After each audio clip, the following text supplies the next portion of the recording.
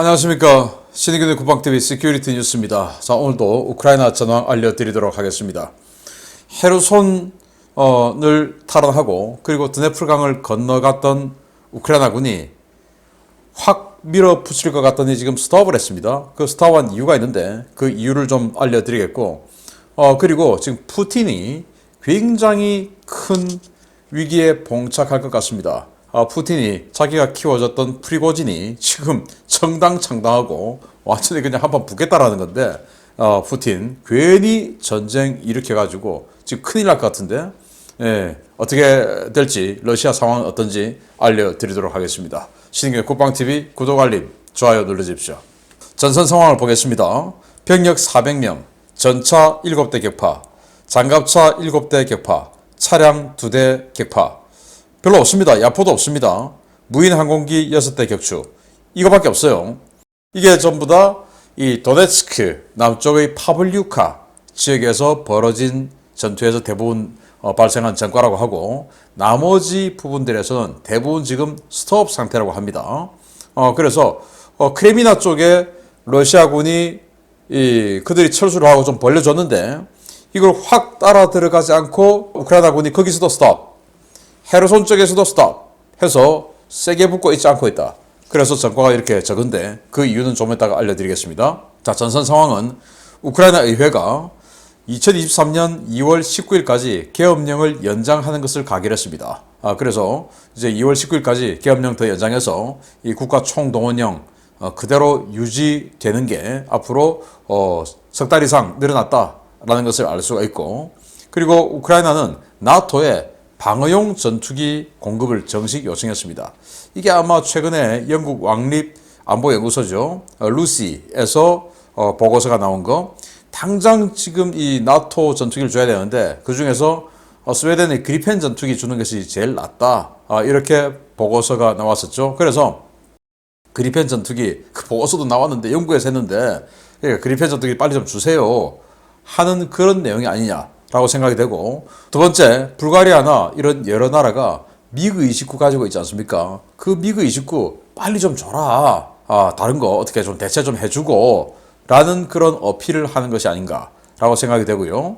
이 로이드 오스틴 미 국방장관이 러시아 미사일 알고 보니까 그거 참 별거 아니더라, 100발 정도를 쐈는데 그 중에서도 특히 미국이 전달해준 나삼스에 노출된 러시아 미사일들은 100% 요격되었다라는 거예요.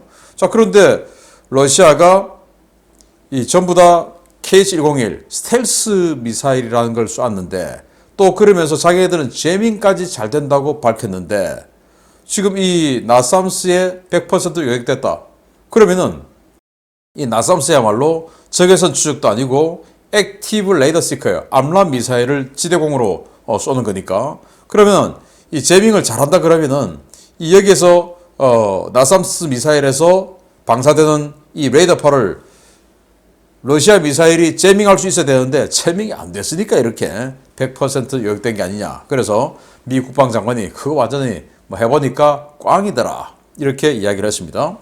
그리고 나토와 폴란드가 이 폴란드에 대한 미사일 피습, 이거 불행한 사고다라고 일단락 했어요.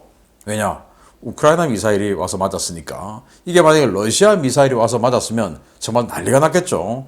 그런데 불행인지 다행인지 우크라이나 미사일이 러시아 미사일 요격하러 가다가 이제 거기 떨어져서 인명피해가 발생을 했으니까 그냥 나토와 폴란드가 묻어두는 것 같습니다. 그런데 이런 상황에서 젤렌스키 우크라이나 대통령 그거 우리가 쏜 거 아니다, 러시아가 쏜 거다 라고 지금 주장을 하고 있는데, 저는 이런 거는 굉장히 잘못됐다고 생각해요. 왜냐?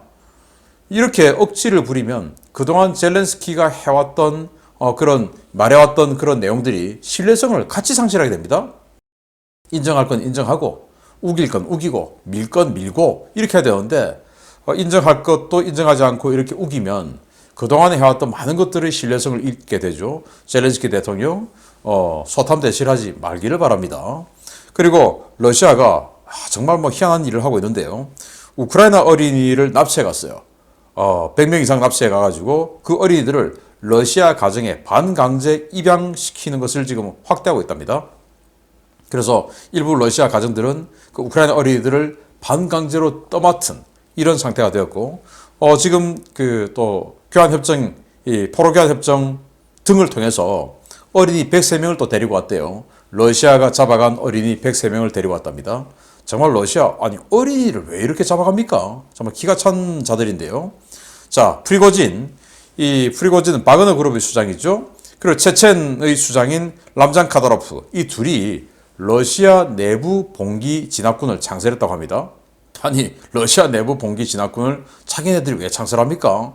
FSB도 있고 내무군도 있고 이 러시아 내부에 뭐 그런 것들을 담당하는 무력 세력들이 많이 있어요. 그런데 자기네들이 러시아 내부 봉기 진압군을 창설했는데, 이거 제가 좀 이따 알려드리겠지만 지네들이 이 무력을 가지고 봉기하진 않을까라는 생각이 들 정도입니다. 자, 그리고 젤렌스키 대통령은 탈환 영토 정상화에 총력을 기울일 것이다 라고 이야기를 했는데, 자, 헤르손 또 뭐 이런 데를 다 탈환을 했어요. 탈환했는데 지금 피난 갔던 사람들, 이런 사람들을 돌아오라고 해야 되는데 돌아오라고 하지를 못하겠다. 왜? 일단 전기 끊어져서 살 수도 없고, 그리고 부비 트랩 이런 것들이 너무 많다. 그래서 이런 것들을, 위험 요소들을 다 제거하고 난 뒤에 피난 간 사람들을 오라고 하고 그들에게 온전히 재산을 전달해 줘야 되는데 이걸 지금 못하고 있다. 너무 많은 부비 트랩이 있다 라고 이야기를 하고 있습니다. 그리고 젤렌스키 대통령은 일방적인 주장이긴 하지만 네타냐후 이스라엘 총리하고 방공 시스템 지원에 합의했다. 그래서 그 직전 총리죠, 베넷 총리는 우리는 니들 줄 거 없다 이렇게 이스라엘 총리가 이야기했는데, 얼마 전에 지금 정권 교체가 됐죠. 그래서 이 강경파인 네타냐후는 줄게 라고 했다고 젤렌스키 대통령은 주장을 하는데, 이스라엘에서는 지금 답은 없습니다. 아마 뭐 아이언돔이나 이런 거 받기로 한 것 같은데 지켜봐야 되겠습니다. 그리고 러시아가 헤르손 각지에 IED를 너무 많이 설치를 해놨고, 특히 경찰서는 너무너무 많이 설치가 되어 있어서 경찰서는 이거 도저히 어떻게 해결할 수가 없다. 그래서 아예 경찰서는 폭파시켜버려야 된다 라고 이런 주장이 나오고 있습니다. 우크라이나가 헤르손주 지역에 장거리 포격 작전을 대폭 강화하고 있다. 이 이유도 제가 좀 이따가 설명을 드리도록 하겠습니다. 그리고 노바카우프카, 이 카우프카 댐 남쪽에 도시죠. 노바카우프카 쪽에 러시아군들이 이제 도망 나온 러시아군들이 거기에 뭐 집결을 해 있는데 아무것도 하지 않고 이렇게 있으니까 포병 사격권 내지 않습니까? 그러니까 포격이 계속 날아오니까, 아니 지금 우리는 대포밥이 아니다. 뭐라도 시켜라. 뭐 후퇴를 하든지 전투를 하라고 하든지 뭐라도 시켜라 라고 군인들이 이렇게 항명을 하고 있다고 합니다. 정말 뭐 지휘체계 다 무너지고 황당한 상황입니다. 자, 이런 상황을 바탕으로 주요 소식 들어갑니다. 첫 번째입니다. 우크라이나군이 헤르손 전선에서 기동부대 진격을 멈췄습니다. 도하 작전에는 성공했지만 강 이남 지역의 급속한 러시아군 철군이 함정일 가능성이 높다는 판단 하에 현재 전선을 유지하고 다른 전략을 취하기로 했다는 소식입니다.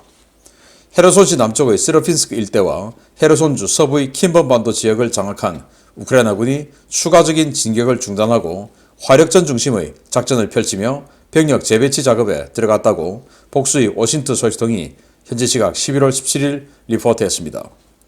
소식통들은 우크라이나 남부작전사령부 관계자를 인용해서 최근 주요 거점에서 동시다발적으로 이루어진 러시아군의 철수에 대해 우크라이나군은 함정일 가능성이 높다고 판단하고 있으며, 이에 따라 기동부대의 추가적인 진격을 멈추었다라고 전했습니다. 우크라이나는 러시아가 급속도로 전선을 비우기 시작한 것은 우크라이나군의 고속 기동전을 유도해 기동부대의 보급선을 길게 늘어뜨린 뒤 포병과 배회 탄약, 부비 트랩 등을 이용해 소모전을 강요하기 위한 일종의 함정의 성격이 짙다라는 결론을 내린 것으로 알려졌습니다. 헤르손 전선은 4만 명 안팎에 불과한 러시아군 병력으로 모두 방어하는 것이 불가능할 정도로 넓고, 현재 러시아군 전력으로는 정면 승부가 어려운 상황인데요. 이 때문에 러시아군은 공간을 내어주고 시간을 번 뒤 지속적인 소규모 공격으로 우크라이나군의 전력을 소모시키겠다는 전략을 채택한 것으로 추정됩니다. 실제로 러시아군이 빠져나간 지역 곳곳에서는 생각하지도 못했던 곳에서 급조 폭발물과 지뢰가 대량으로 발견되고 있는데요. 러시아군은 과거 키우 전선의 부차와 이르핀에서 그랬던 것처럼 민간인 주택과 학교, 병원 등 도덕적, 상식적으로 폭발물을 설치하기 어려운 곳에, 또 그래서는 안 되는 곳에 다양한 유형의 폭발물을 설치해 우크라이나 당국의 탈환지, 수습 작업을 어렵게 만들고 있습니다. 이 때문에 우크라이나군은 추가적인 진격을 실시하지 않고 원거리 타격전을 벌이며 주 타격 방향을 바꾸는 방안을 고민 중인 것으로 알려졌습니다. 드네프르강 이남 지역의 러시아군을 기동전으로 밀어내는 대신 원거리 포격을 통해 최대한의 피해를 낸 뒤 헤르손이나 노바카호프카와 같은 예상된 기동로가 아닌 자포리자 방면을 주 타격 방향으로 잡는 방안이 유력하게 검토되고 있는 것으로 전해졌습니다. 일부 오신트 소식통들은 베셀레와 베리슬라보 등 노바카호프카 축선 북쪽에 배치되었던 기계화 부대들이 자포리자 일대로 재배치되고 있다고 전하고 있는데요. 자포리자 전선은 개전 초기부터 러시아군 병력이 거의 없었던 지역이었던 만큼 헤르손 축선보다는 공세가 용이한 것이라는 전망도 나오고 있습니다. 우크라이나는 헤르손 전선에서의 화력전도 강화하기 시작했습니다. 장거리 포병 자산들을 동원해 헤르손 지역의 러시아군 주요 거점인 차플란카, 스카덥스크, 카란차크, 아르미안스크 지역의 러시아군 지휘소와 물류시설들을 집중적으로 공격하기 시작한 것입니다. 우크라이나군이 언제 헤르손 전선에서의 진격을 다시 시작할지 여부는 알 수 없지만 일각에서는 자포리자 방향으로의 병력 이동설이 우크라이나 측에서 흘린 역정보일 가능성이 크다는 주장도 내놓고 있는 상황인데요. 라스푸티차가 거의 끝나며 겨울전쟁의 초입에 들어선 지금 과연 헤르손 전선의 전황이 어떻게 전개될지 관심이 모아지고 있습니다. 자, 완전히 그냥 싹 밀고 내려갈 것 같았는데 우크라이나군이 진격을 멈추었습니다. 그 이유는 지뢰가 너무 많다는 겁니다. 그리고 부비 트랩이 너무 많다는 겁니다. 그래서 이런 상태에서 희생을 이렇게 강요당하면서 갈 수가 없다. 그리고 이제 밀고 내려가다가 지뢰를 밟았어요. 그러면 선두 차량이 돈좌되죠. 그러면 이제 포격이 날아오고 배회 탄약의 공격이 날아오고, 배회 탄약이 뭐냐면 이제 자폭 무인기죠. 그런 식으로 들어와서 계속 피해를 강요하기 때문에 이럴 바에야 차라리 원거리 포격으로, 지금은 이 포병 사거리는 우크라이나군이 더 우세하니까 원거리 포격으로 러시아군을 상당히 소진시켜 난 뒤에 치고 들어가겠다. 그리고 지뢰나 배회 탄약 이런 것들을 좀 해결하고 부위 트랩을 해결하고 들어가겠다라는 것 같습니다. 뭐 합리적인 판단인 것 같아요. 급할 거 없죠. 그래서 이런 것들 여기 이제 수류탄의 안전핀이 보이죠.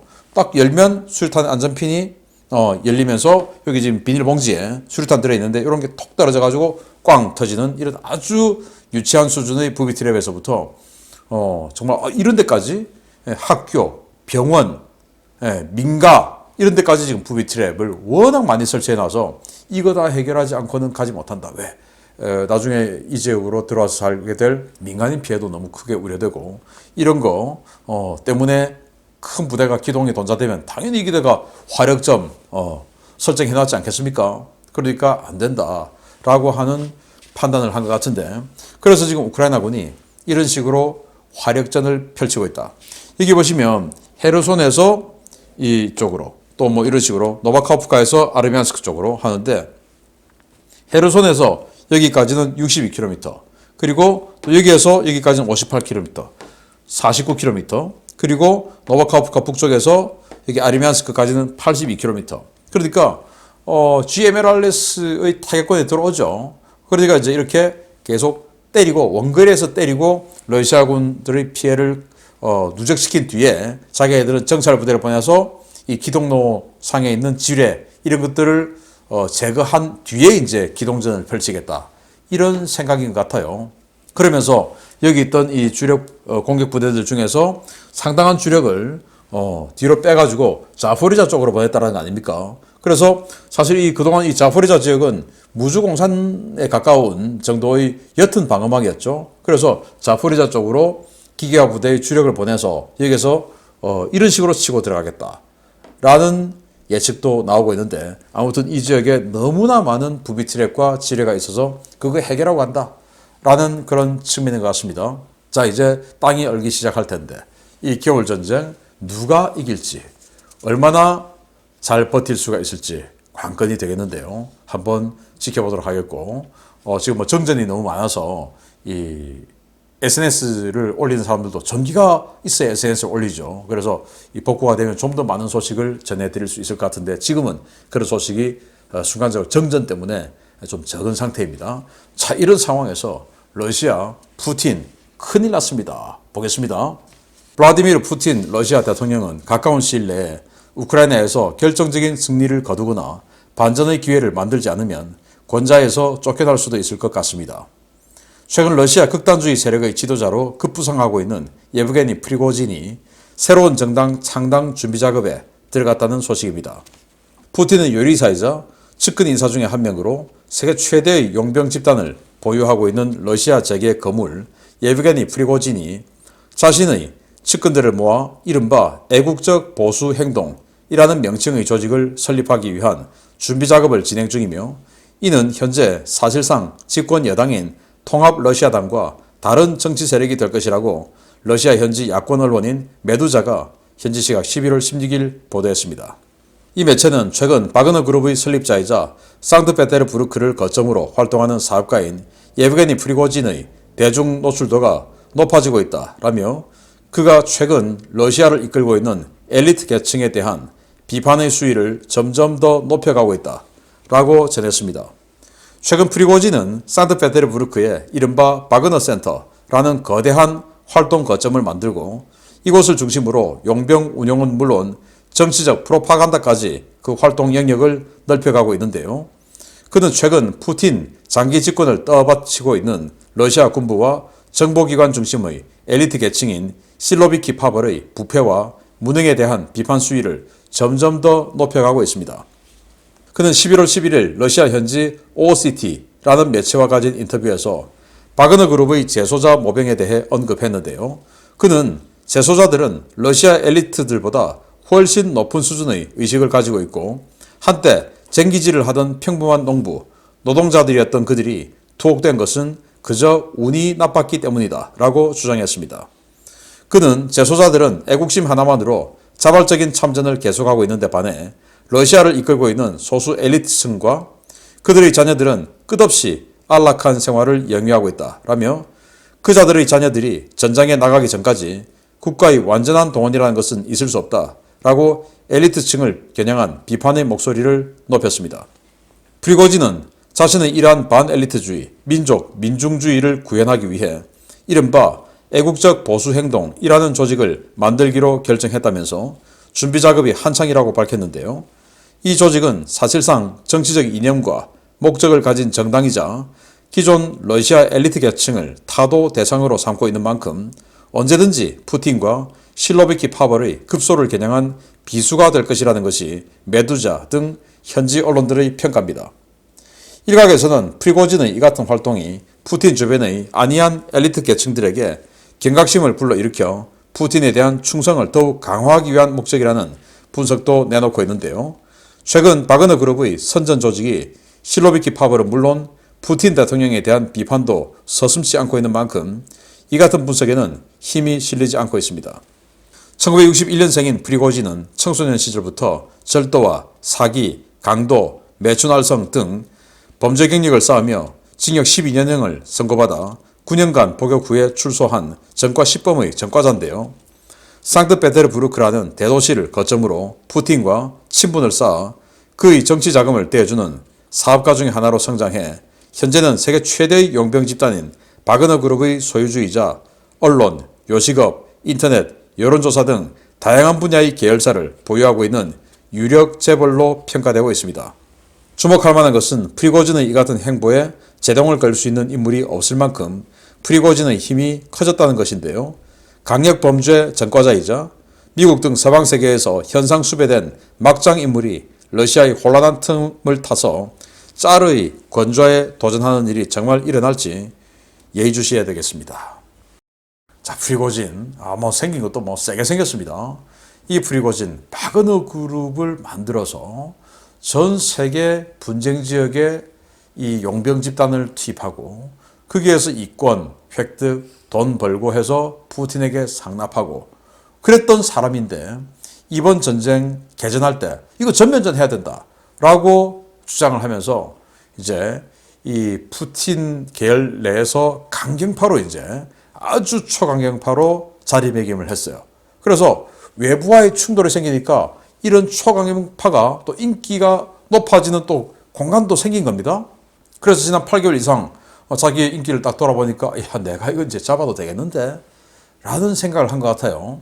그래서 상트페테르부르크의 바그너 그룹 센터라고 하는 자신들의 총본부를 만들어 놓고 거기서도 이제 정치 세력을 하는데 푸틴도 비난하고 정말 놀라운 게 재소자 교도소에 가가지고 니들이 이번 전쟁에 참전하고 지원하고 그리고 이 전쟁이 끝날 때까지 살아있으면 사면해준다 라고 하고는 재소자들 받았지 않습니까? 그게 뭐 강력한 강력범죄들 마피아들 다 있는데 뭐라고 하냐?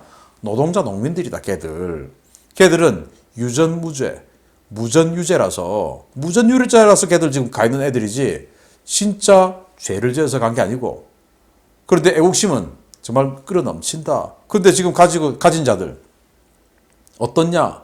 군대 안 가고 아직도 호의호식하고 나라는 지금 이 모양 이 꼴인데 아직도 호의호식하고 있지 않느냐?